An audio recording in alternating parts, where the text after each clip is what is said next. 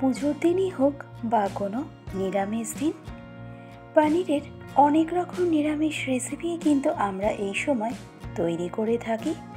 আর তাই আজকে আমি সকলের সাথে শেয়ার করব এমনই একটি সম্পূর্ণ নিরামিষ পদ্ধতিতে সহজ একটি পনিরের রেসিপি, যেটি আপনারা হাতে মাত্র 15 থেকে 20 মিনিট সময় থাকলেই তৈরি করে নিতে পারবেন, তাও আবার সিম্পল কিছু ঘরোয়া উপকরণ দিয়েই।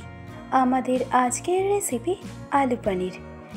আর আমি প্রিয়াঙ্কা আপনাদের সকলকে আমার চ্যানেল ডেলিশিয়াস রেসিপি বাংলাতে স্বাগত জানাই। তো তাহলে আমাদের আজকের এই সম্পূর্ণ নিরামিষ পদ্ধতিতে আলু পনির তৈরি করতে নিয়েছি আমি এখানে 350 গ্রাম পরিমাণে ক্রিম পনির। তবে রেসিপিটি ক্রিম ছাড়া পনির দিয়েও কিন্তু অবশ্যই করা যেতে পারে। তো এবার এই আলু পনিরের জন্য পনিরটা আমাদের ঠিক কিভাবে কেটে নিতে হবে সেটা দেখে নিন। যদিও বা পনির আপনারা নিজেদের পছন্দ মতন একটা শেপে অবশ্যই কেটে নিতে পারেন। যেমন আমি এখানে পনিরটা একটু ডাই শেপেই কেটে নিলাম, আর একটু বড় টুকরো করেই কেটেছি। এতে পনিরটা কুক করার সময় ভেঙে যাওয়ার সম্ভাবনা কিন্তু একদমই থাকবে না। আর এইভাবে পনিরটা কাটলে সাধারণত দেখতে ভালোই লাগে। তো তাহলে পনিরটা আমাদের কেটে নেওয়া হয়ে গেল। এবার নেক্সট আমরা আলুটাকে কেটে নেব। যেহেতু আলু পনির, তাই আলু তো আমাদের অবশ্যই লাগছে। আর আমি এখানে 250 গ্রাম পরিমাণে মিডিয়াম সাইজের আলু নিয়ে নিয়েছি। তো এবার আলুটা কিভাবে কেটে নিতে হবে সেটা দেখে নিন। তো ভীষণই সহজ। আলুটাকে আমাদের ঠিক এরকম ছোট ছোট টুকরো করে কেটে নিলেই হবে, ঠিক যেভাবে আমরা পনিরটাকে কেটেছিলাম। আর এতে আলুটা দেখতেও কিন্তু বেশ ভালো লাগে। তো আশা করছি আপনাদের বুঝতে কোথাও কোনো রকম সমস্যা হয়নি।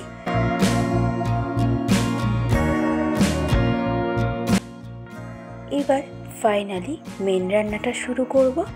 আর তার জন্য একটা ফ্রাইং প্যানের মধ্যে আমি দিয়ে দিলাম 100 মিলির মতন সর্ষের তেল। আর তাতে রঙের জন্য অ্যাড করলাম 1/2 চা চামচ পরিমাণে কাশ্মীরি রেড চিলি পাউডার ও 1/4 চা চামচ পরিমাণে হলুদ গুঁড়ো আর 1/4 চা চামচ পরিমাণে রেগুলার সল্ট। এবার এই 3টে উপকরণ সর্ষের তেলের সাথে ইভেনলি একবার খুব ভালো করে মিশিয়ে নেওয়ার পর এবার আমি অ্যাড করব কেটে রাখা পনিরগুলোকে।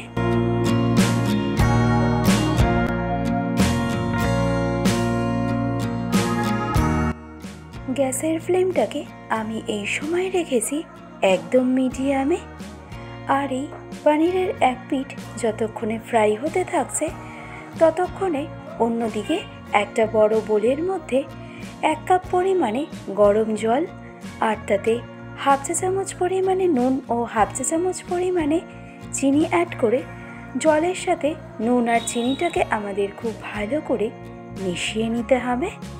অন্যদিকে পনিরের এক পিঠ যখনই হালকা ফ্রাই হয়ে যাবে তখনই পনিরগুলোকে খুব হালকা হাতে আমাদেরকে উল্টে দিতে হবে। আর পনিরের অপর পিঠটাকেও আমাদের একইভাবে ফ্রাই করে নিতে হবে। তবে পনিরটা কিন্তু খুব বেশি ফ্রাই করার কোনো প্রয়োজনীয়তা নেই, কারণ পনির যদি খুব বেশি ফ্রাই করা হয় তাহলে এর মধ্যে একটা চিউই ভাব চলে আসে। আর তাই মিডিয়াম ফ্লেমে পনিরের দুটো পিঠ এরকম হালকা ফ্রাই করে নেওয়া হয়ে গেলে পনিরগুলোকে ট্রান্সফার করে নিন এই গরম জলের মধ্যে। এতে পনির রান্না হওয়ার পরেও কিন্তু বেশ অনেকটাই সফট থাকে। তো ফাইনালি পনিরগুলোকে আমাদের ফ্রাই করে নেওয়া হয়ে গেলে এবার এই তেলের মধ্যেই আমাদের অ্যাড করতে হবে কেটে রাখা আলুগুলোকে। এবার গ্যাসের ফ্লেমটাকে একদম মিডিয়াম টু হাইতে রেখে আলুগুলোকে উল্টে পাল্টে ভালো করে ফ্রাই করে নিন, যতক্ষণ না আলুর মধ্যে একটা হালকা লালচে কালার চলে আসছে। তো এই আলুগুলো যতক্ষণে আমাদের ফ্রাই হতে থাকছে ততক্ষণে আলু পনিরের জন্য একটা মশলার পেস্ট তৈরি করে নেব। আর তার জন্য ব্লেন্ডিং জারের মধ্যে আমি দিয়ে দিলাম একটা মিডিয়াম সাইজের টুকরো করে রাখা টমেটো হাফ ইঞ্চি পরিমাণে টুকরো করে রাখা আদা, ঝালের জন্য দিয়ে দিলাম পরিমাণ মতো কাঁচা লঙ্কা, সাথে মশলা হিসাবে অ্যাড করলাম 1 চা চামচ পরিমাণে জিরে পাউডার ও 1 চা চামচ পরিমাণে ধনে পাউডার, আর দিয়ে দিলাম 2 চা চামচ পরিমাণে কাশ্মীরি রেড চিলি পাউডার, আর সবশেষে অ্যাড করলাম স্বাদ অনুসারে নুন। এবার খুব অল্প পরিমাণে জল অ্যাড করে এই সবগুলো ইনগ্রেডিয়েন্টের থেকে আমাদের ঠিক এরকম একটা স্মুথ ফাইন পেস্ট তৈরি করে নিলেই আলু পনিরের জন্য মশলার পেস্ট কিন্তু আমাদের একদম রেডি।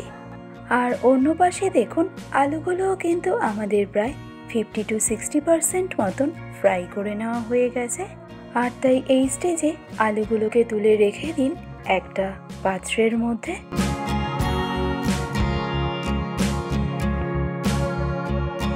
এবার নেক্সট এই তেলে ফ্লেভারের জন্য অ্যাড করব 1 চা চামচ পরিমাণে ঘি, সাথে ফোড়নের জন্য অ্যাড করব হাফ চা চামচ পরিমাণে গোটা জিরে ও গরম মশলা হিসাবে অ্যাড করব 2টো ছোট দারচিনি স্টিক, 2টো লবঙ্গ আর 2টো ফাটিয়ে নেওয়া রেগুলার এলাচ। এবার লো ফ্লেমে জাস্ট 10 থেকে 15 সেকেন্ডের মতন মশলাগুলোকে একটু কুক করে নেওয়ার পর মশলার থেকে ফ্লেভারটা ছেড়ে দিলেই এবার আমাদের এই স্টেজে এসে অ্যাড করতে হবে আগে থেকে তৈরি করে রাখা মশলার পেস্টটাকে, ও একই সাথে হাফ চা চামচ পরিমাণে হলুদ গুঁড়ো অ্যাড করতে কিন্তু একদমই ভুলবেন না। আর সবশেষে মশলার বাটিটা ধুয়েই অ্যাড করলাম হাফ কাপ পরিমাণে জল। এবার গ্যাসের ফ্লেমটাকে একদম মিডিয়াম টু হাইতে রেখে মশলাটাকে আমাদের খুব ভালো করে কষিয়ে নিতে হবে। মশলা কষানোর ওপরেও কিন্তু রান্নার টেস্ট অনেকটাই নির্ভর করে থাকে, তাই চেষ্টা করবেন একটু সময় নিয়েই মশলাটাকে কুক করে নেওয়ার। আর এই মশলাটা আমাদের ঠিক ততক্ষণ পর্যন্ত কুক করতে হবে যতক্ষণ না মশলার থেকে অয়েলটা সেপারেট হতে আরম্ভ করছে। তো এই মশলাটা কুক করতে করতেই আমাদের এই স্টেজে এসে অ্যাড করতে হবে আগে থেকে ফ্রাই করে রাখা আলুগুলোকে, ও তারই সাথে টেস্ট ব্যালেন্সের জন্য আমাদের অ্যাড করতে হবে হাফ চা চামচ পরিমাণে চিনি। এবার খুব ভালো করে নেড়ে চেড়ে আলু আর চিনিটাকে মশলার সাথে ভালো করে মিশিয়ে নিন। আর মিশিয়ে নেওয়া হয়ে গেলে গ্যাসের ফ্লেমটাকে একদম লো টু মিডিয়ামে করে দিয়ে ঢাকনা চাপা দিয়ে আলুগুলোকে মশলার সাথে কুক করে নিন 2 থেকে 3 মিনিটের মতন।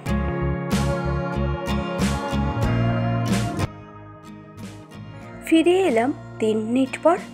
আর এই 3 মিনিট লো টু মিডিয়াম ফ্লেমে মশলার সাথে আলুটাকে কুক করে নেওয়ার পরে দেখুন এই স্টেজে আলুর পাশাপাশি মশলাটাও কিন্তু আমাদের পারফেক্ট কুক হয়ে যাওয়ার কারণে মশলার থেকে কিন্তু বেশ সুন্দরভাবে অয়েলটা সেপারেট হয়ে গেছে। আর তাই এই স্টেজে এসে আমাদের অ্যাড করতে হবে ভেজে রাখা পনিরগুলোকে। তো আশা করছি এতক্ষণ পর্যন্ত রেসিপিটি বুঝতে আপনাদের কোথাও কোনো রকম সমস্যা হয়নি। তো এবার পনিরটাকে গ্রেভির সাথে খুব ভালো করে মিশিয়ে নিয়ে সবশেষে আমাদের অ্যাড করতে হবে পরিমাণ মতো জল। তবে আমি এখানে কোনো রকম অ্যাডিশনাল জলের ব্যবহার করিনি।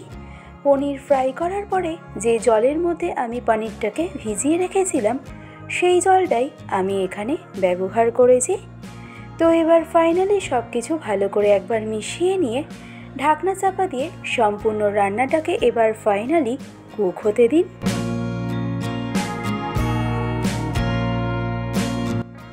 পুরো 10 মিনিট মিডিয়াম টু হাই ফ্লেমে সম্পূর্ণ রান্নাটাকে কুক করে নেওয়ার পর এবার এই স্টেজে গ্রেভির টেক্সচারটা একদম পারফেক্ট আনার জন্য হাফ চা চামচ পরিমাণে কর্নফ্লাওয়ার জলের মধ্যে এভাবে গুলে নিয়ে এটাকে দিয়ে দিতে হবে। আর তারই সাথে আমাদের সবশেষে এসে অ্যাড করতে হবে হাফ চা চামচ পরিমাণে গরম মশলা পাউডার। এবার ফাইনালি এই দুটো ইনগ্রেডিয়েন্ট ভালো করে মিশিয়ে নিলেই আমাদের আজকের রেসিপি সম্পূর্ণ নিরামিষ পদ্ধতিতে আলু পনির একদম রেডি। ভালো লাগলে রেসিপিটি অবশ্যই এইভাবে একবার ট্রাই করে দেখুন। আশা করছি আপনাদের সকলের ভীষণই ভালো লাগবে। আর এরকম আরও অনেক রেসিপির আপডেট সবার প্রথমে পেতে চ্যানেলটিকে সাবস্ক্রাইব করতে কিন্তু একদমই ভুলবেন না। আজকের ভিডিওটি তবে আমি এখানেই শেষ করছি।